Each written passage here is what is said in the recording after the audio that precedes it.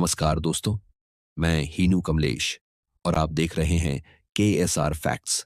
आज मैं आपको एक ऐसे इंजीनियरिंग कॉलेज के हॉस्टल की कहानी सुनाने वाला हूँ जो पिछले 20 सालों से बंद पड़ा है, क्योंकि उस हॉस्टल के आखिरी कमरे, जो कमरा नंबर 207 में, एक ऐसी घटना हुई थी जिसने उस पूरी इमारत को मनहूस बना दिया।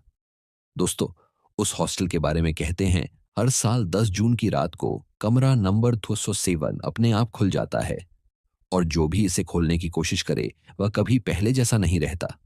तो चलिए बढ़ते हैं आज की कहानी की ओर। राजस्थान, उदयपुर के एक बड़े इंजीनियरिंग कॉलेज में एक पुराना हॉस्टल था, दुर्गावती भवन। कभी यह हॉस्टल छात्रों से भरा रहता था, लेकिन पिछले 20 सालों से यह वीरान पड़ा है। वजह, कमरा नंबर 207। 20 साल पहले यहां एक होशियार स्टूडेंट रहता था जिसका नाम दर्शन था। दर्शन शांत स्वभाव का था। वह बुद्धिमान और हमेशा एग्जाम में टॉप करता, लेकिन परीक्षा से एक रात पहले उसके साथ अजीब घटना हुई। दर्शन ने अचानक चीखना शुरू कर दिया। वह कह रहा था, कमरे में कोई है, मेरी किताबें उलट रहा है, मेरे कान के पास कोई फुसफुसा रहा है। उसका आवाज सुनकर हॉस्टल के दूसरे स्टूडेंट दौड़कर दर्शन के रूम के बाहर आए। उन्होंने दरवाजा तोड़ा। कमरे में बच्चों ने कुछ ऐसा देखा, उसके बाद 207 को हमेशा के लिए बंद कर दिया गया। दर्शन पागलों की तरह दीवार पर नाखून रगड़ रहा था और उसका पूरा शरीर नीला पड़ चुका था। उसकी आंखें एकदम फैल चुकी थीं, जैसे उसने ऐसा कुछ देखा हो जिसे इंसान देखने के लिए बना ही नहीं। डॉक्टर को बुलाया गया।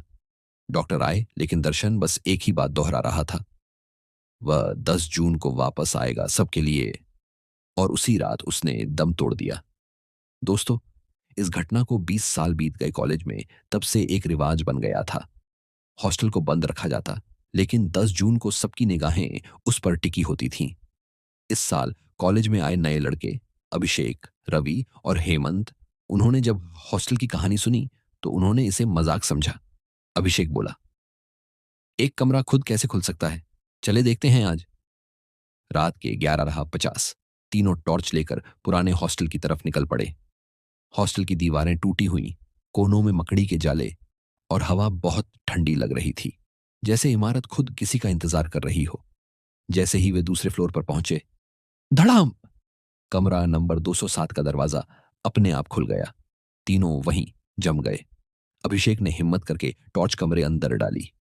कमरा बिल्कुल खाली था, सिवाय एक चीज के।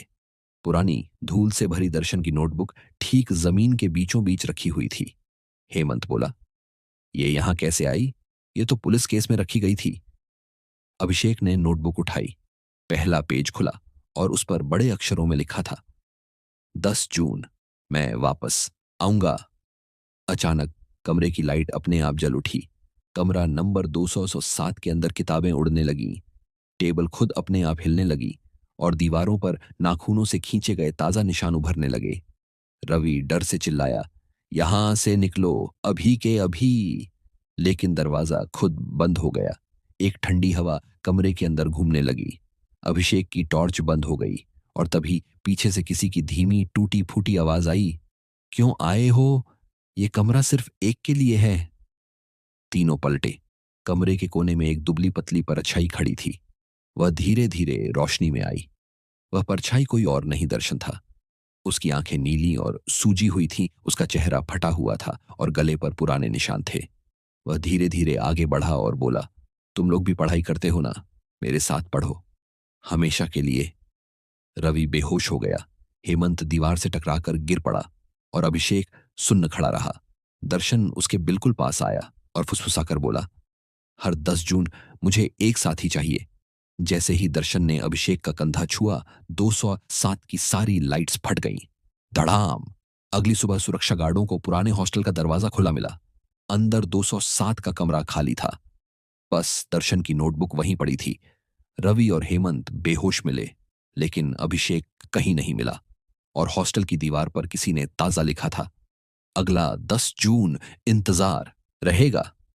इनके बाद लोगों को 207 की खिड़की में एक नया चेहरा दिखाई देने लगा। हो सकता है वह अभिषेक ही हो।